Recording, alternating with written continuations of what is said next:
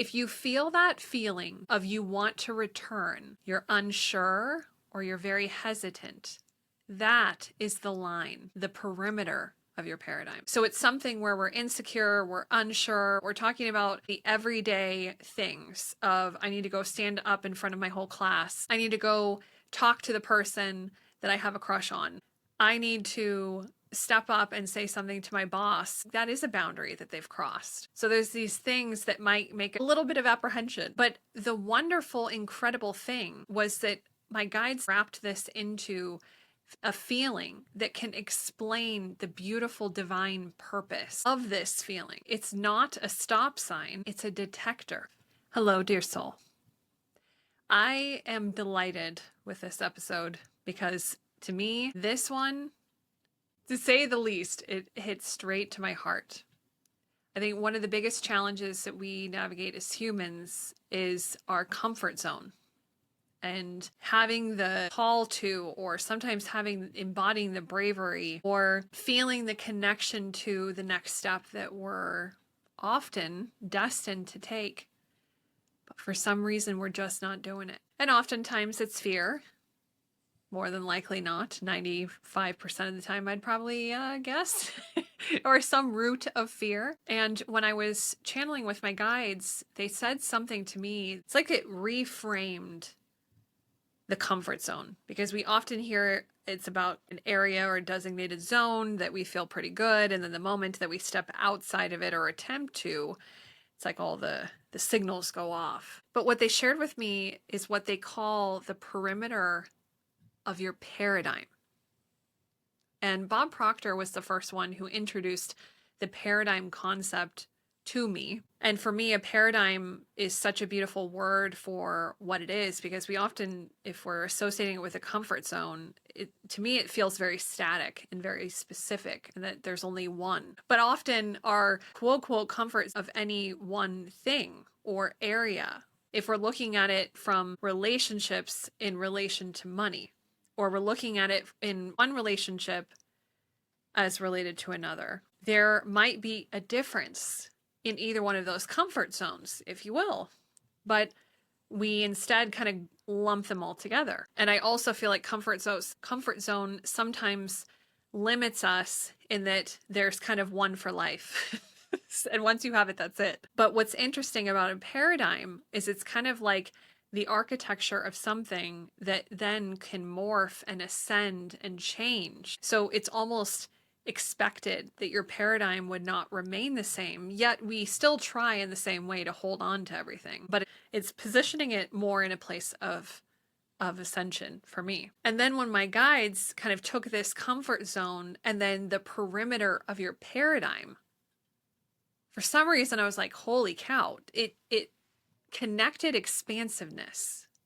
As in, we have this perimeter where this paradigm currently exists. And in shifting that, or expanding that, or lifting that, we open ourselves up for the next paradigm. First, I want to share what my guide said in how to describe it, and what the perimeter of your paradigm is. They shared, if you feel that feeling of you want to return, you're unsure, or you're very hesitant, that is the line, the perimeter of your paradigm. So it's something where we're insecure, we're unsure, we're, like the little, like, I don't know about this. And there is a difference of this in very extreme cases, let's say, of true fear, of true danger. Okay. We're not talking about that. We're talking about kind of the everyday things of I need to go stand up in front of my whole class to do a presentation. I need to go talk to the person that I have a crush on. I need to step up and say something to my boss so that they know that that is a boundary that they've crossed. So there's these things that might make us like, ooh, have a little bit of apprehension. But the wonderful, incredible thing was that my guides then kind of wrapped this into a feeling that can explain the beautiful divine purpose of this feeling. Essentially, it's not a stop sign, it's a detector. Here's what they shared. It is the detection Because if your core, your center, your heart feels connected, feels grounded, feels purposeful, feels intentional, that is the connection that is what tells you that you are going in the right direction. Whoa.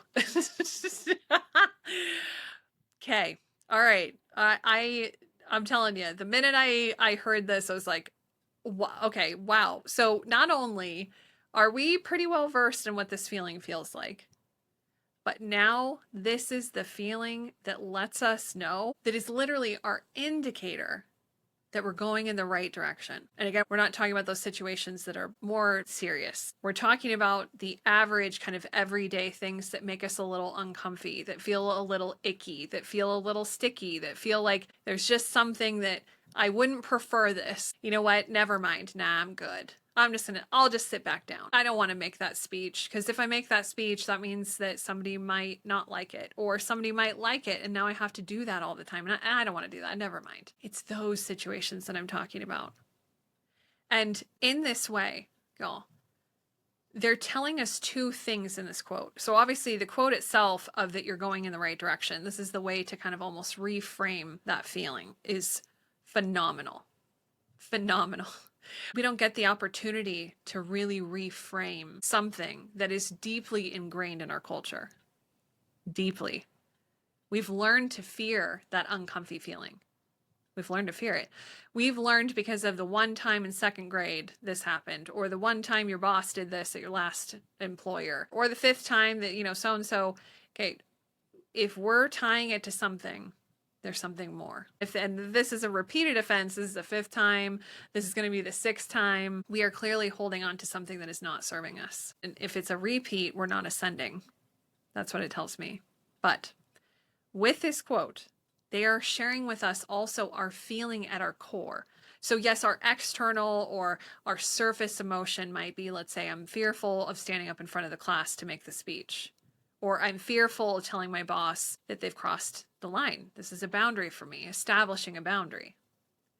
What they said is key, that if at your core, your center, basically your heart, feels connected and grounded and purposeful and intentional, essentially if your center feels good, yet there's kind of this outer swirl that feels, I don't know, or like, this is scary, or I don't know where this is going to go, any of those things, this is our indicator that we're going in the right direction.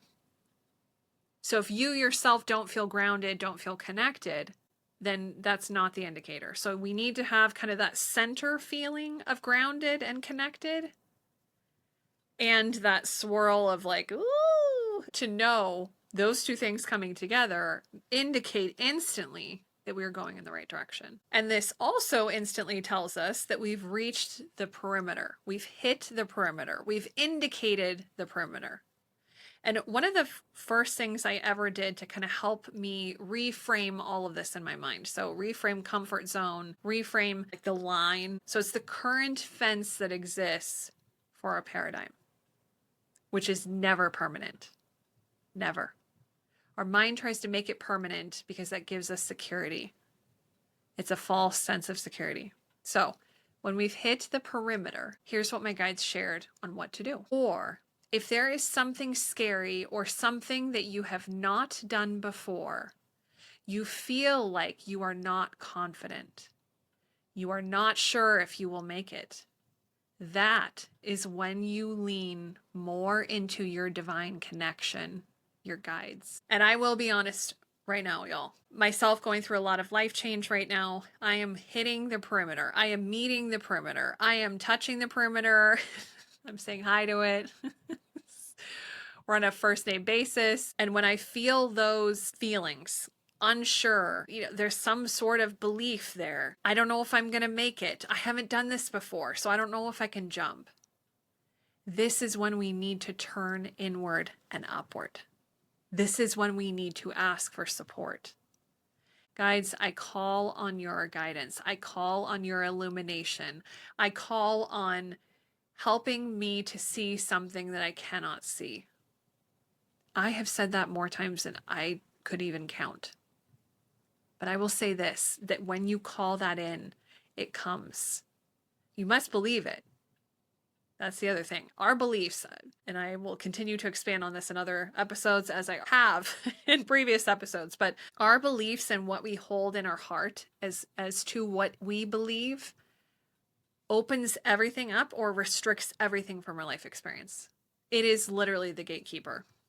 So if you believe that you can ask for support, leave it at that. You don't know what your guides are going to say. You don't know how far they'll take things.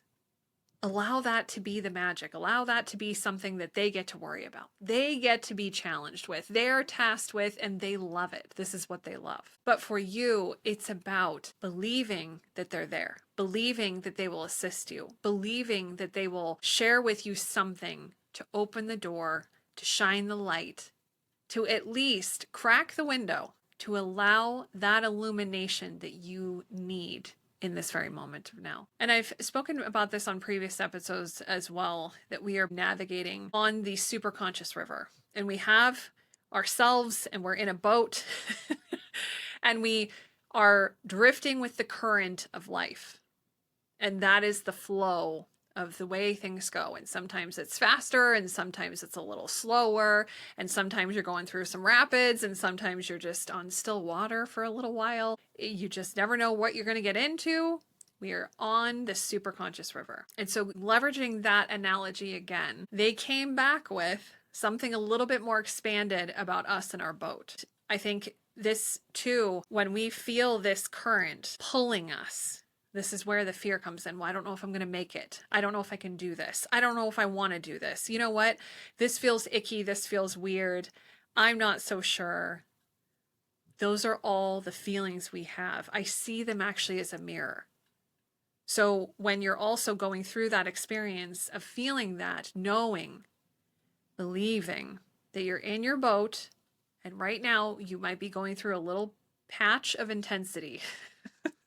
A little patch of maybe a little bit of rapids, a little bit more pull because there's more rush, more water, there's more things happening. But as my guides are sharing, this is where we ask for help. Here's how they expand on how to do that. Your boat feels shaky. Allow them to repair your boat or provide you with some gear or to direct your boat or to provide you with a small map.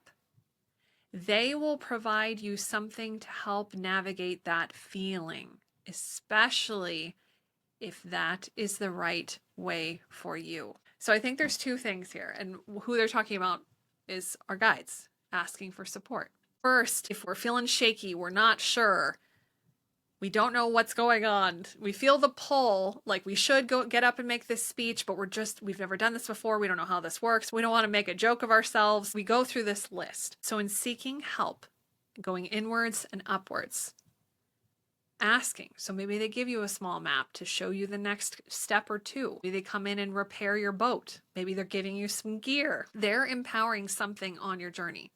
You're not by yourself. It can feel like you're by yourself because you physically maybe can't see. But remember, we have other senses that we can sense our guides, what are affectionately called the clairs. So one of our clairs could feel into, smell into, sense into, know into that your guides are near and that your guides are here to help. So that becomes a practice when we allow energy to feed those things. So feeding your clairs strengthens them. It's the same with muscles. If we want to train a muscle, we need to work with it. We need to flex it. We need to push it. We need to challenge it. We need it to heal. You know, we have all of the kind of evolutions of how to strengthen something. It's the same thing. But what's so profound is that not only are we going to get the support, but they're also going to provide something if that's especially the right way for you. And this is what I've noticed in my own life experience. For those things that are the right way, going in the right direction, even though it's difficult, you know, standing up in front of the class. And I can give this as, I guess, a personal example. When I was in high school, I tried out for my high school leadership team when I was a freshman. And I had to stand up in front of my whole freshman class to give a speech. And I remember being so petrified. Like, what am I doing? Why am I doing this? Because I want to prepare for college? Like, who cares about that? I still have 4 years. I'll get there. Like, my ego was just going wild. And I felt pulled.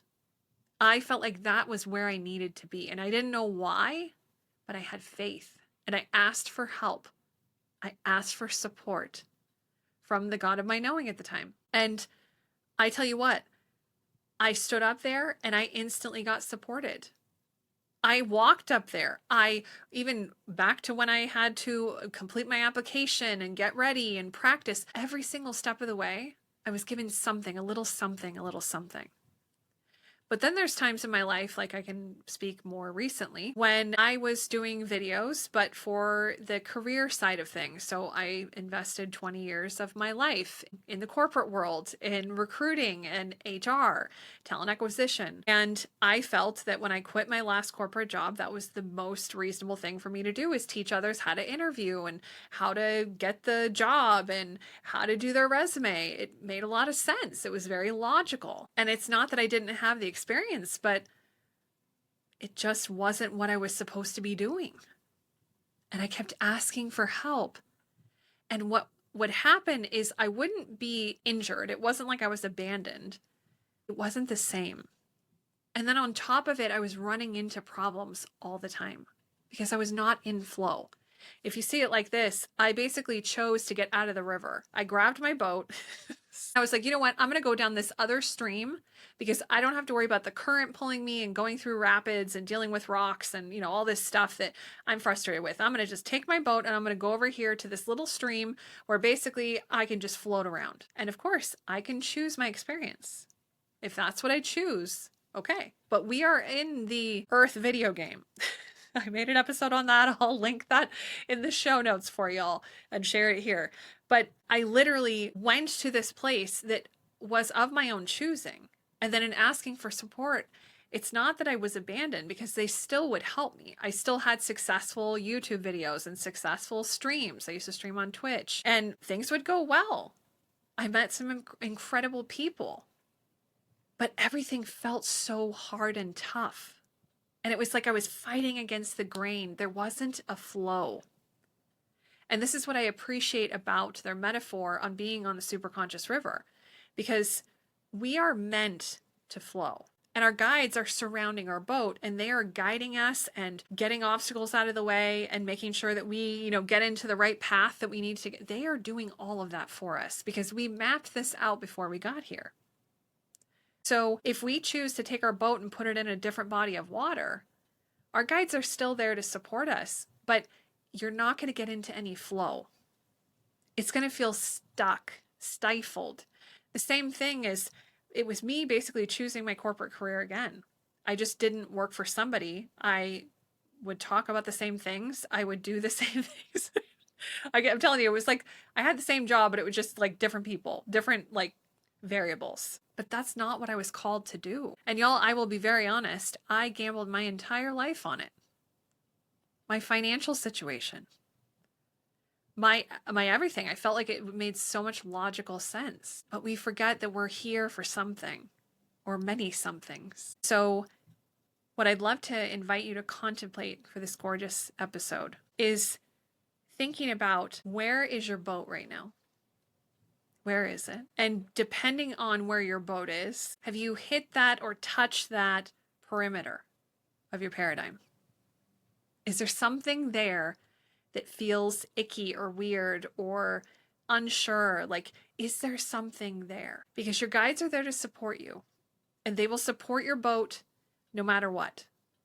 They will. But there's a lot of things, it's like an environment of friction or an environment of flow. And when we hit that perimeter or touch that perimeter or see it, this is our opportunity to see where we are, to objectively understand where we are located on the grander map. And is it where you want to be?